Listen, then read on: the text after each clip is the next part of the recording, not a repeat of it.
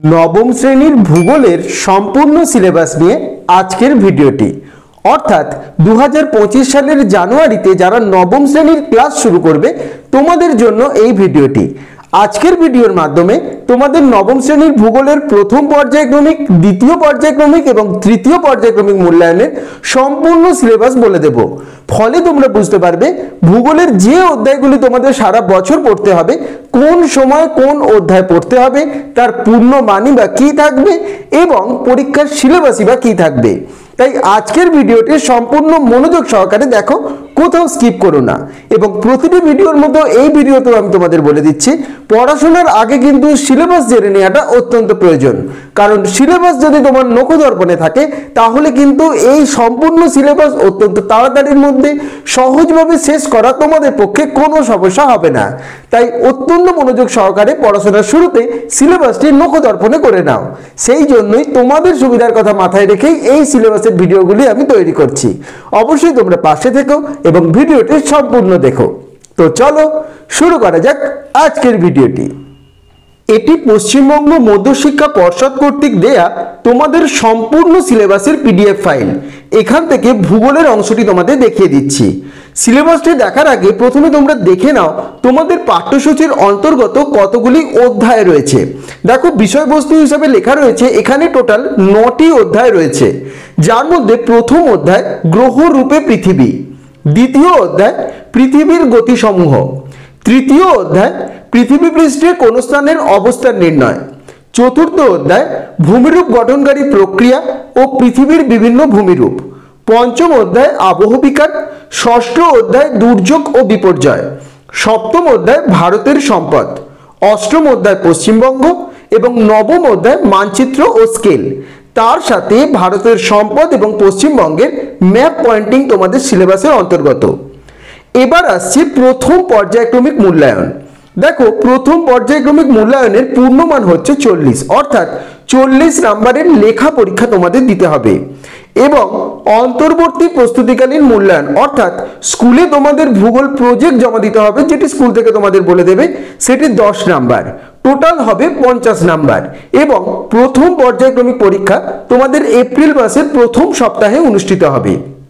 বিষয়বস্তু হিসাবে রয়েছে, অর্থাৎ প্রথম পর্যায়ক্রমিক মূল্যায়নে তোমাদের পরীক্ষা হবে প্রথম, দ্বিতীয় এবং সপ্তম অধ্যায়। প্রথম অধ্যায় রয়েছে গ্রহরূপে পৃথিবী, দ্বিতীয় অধ্যায় পৃথিবীর গতিসমূহ এবং সপ্তম অধ্যায় ভারতের সম্পদ।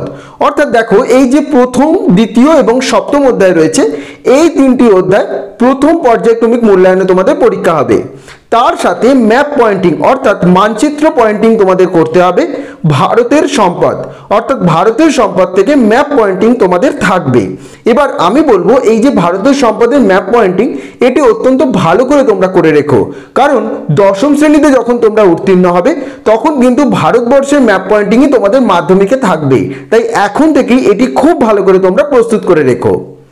এরপর আসছে দ্বিতীয় পর্যায়ক্রমিক মূল্যায়ন। দ্বিতীয় পর্যায়ক্রমিক মূল্যায়নে তোমাদের পূর্ণমান থাকবে 40, অর্থাৎ প্রথম পর্যায়ক্রমিক মূল্যায়নের মতোই।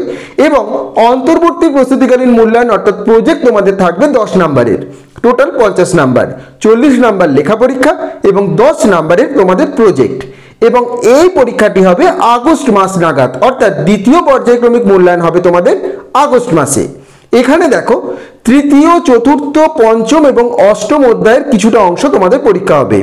তৃতীয় অধ্যায়ে রয়েছে পৃথিবী পৃষ্ঠে কোন স্থানের অবস্থান নির্ণয়, চতুর্থ অধ্যায়ে রয়েছে ভূমিরূপ গঠনকারী প্রক্রিয়া ও পৃথিবীর বিভিন্ন ভূমিরূপ, পঞ্চম অধ্যায়ে রয়েছে আবহবিকার এবং অষ্টম অধ্যায়ে রয়েছে পশ্চিমবঙ্গ। তবে পশ্চিমবঙ্গের সবটা পরীক্ষা হবে না দ্বিতীয় পর্যায়ক্রমিকে, শুধুমাত্র অবস্থান এবং প্রশাসনিক বিভাগ এবং প্রাকৃতিক পরিবেশ, এই দুটি অংশই পরীক্ষা হবে। বই তোমরা হাতে পেয়ে গেলে খুললেই বুঝতে পারবে আমি যেগুলি বলছি, কোনো সমস্যা তোমাদের হবে না। অর্থাৎ দ্বিতীয় পর্যায়ক্রমিক মূল্যায়নে তৃতীয়, চতুর্থ, পঞ্চম এবং অষ্টম অধ্যায় তোমাদের পরীক্ষা হবে। এই যে পাঠ্যসূচি, এই দ্বিতীয়, চতুর্থ, পঞ্চম এবং অষ্টম অধ্যায়। তো তোমরা বুঝতে পারলে এই সিলেবাসটি দ্বিতীয় পর্যায়ক্রমিক মূল্যায়নের, এবং এই পরীক্ষাটি হবে আগস্ট মাস নাগাদ। এবার আসছি তোমাদের যে অ্যানুয়াল পরীক্ষা বা যেটিকে বলা হয় তৃতীয় পর্যায়ক্রমিক মূল্যায়ন। এই পরীক্ষাটির পূর্ণমান, অর্থাৎ লেখা পরীক্ষা তোমাদের দিতে হবে টোটাল 90 নাম্বারের। এবং অন্তর্বর্তী প্রস্তুতিকালীন মূল্যায়ন অর্থাৎ প্রজেক্টও এখানে জমা দিতে হবে 10 নাম্বার, টোটাল 100 নাম্বার। এবং তৃতীয় পর্যায়ক্রমিক বা তোমাদের অ্যানুয়াল পরীক্ষা হবে, এখানে রয়েছে ডিসেম্বর মাস, তবে বেশিরভাগ স্কুলেই কিন্তু নভেম্বর মাসের তৃতীয় সপ্তাহ থেকেই পরীক্ষা শুরু হয়ে যায়।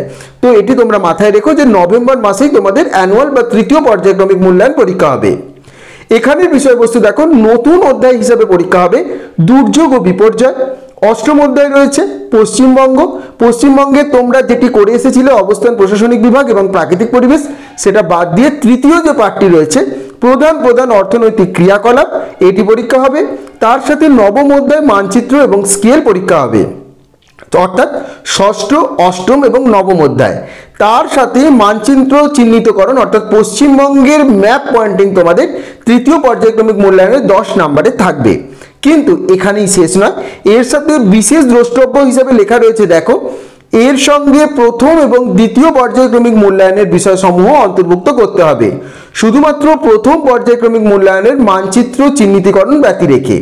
অর্থাৎ প্রথম পর্যায়ক্রমিক মূল্যায়নের যে 3টি অধ্যায় তোমরা করে এসেছো, দ্বিতীয় পর্যায়ক্রমিক মূল্যায়নের যে 4টি অধ্যায় করে এসেছো, এগুলি সহ তৃতীয় পর্যায়ক্রমিক মূল্যায়নের নতুন অধ্যায়গুলি তোমাদের তৃতীয় পর্যায়ক্রমিক বা অ্যানুয়াল পরীক্ষায় পরীক্ষা হবে। তবে সব স্কুলে সমস্ত অধ্যায় পরীক্ষা হয় না, কিছু কিছু অধ্যায় স্কুল থেকেই বাদ দিয়ে দেয়। সেটি তোমাদের কোন অধ্যায়গুলি বাদ দেবে সেটা স্কুল থেকে তোমাদের নোটিশ দিয়ে জানিয়ে দেওয়া হবে।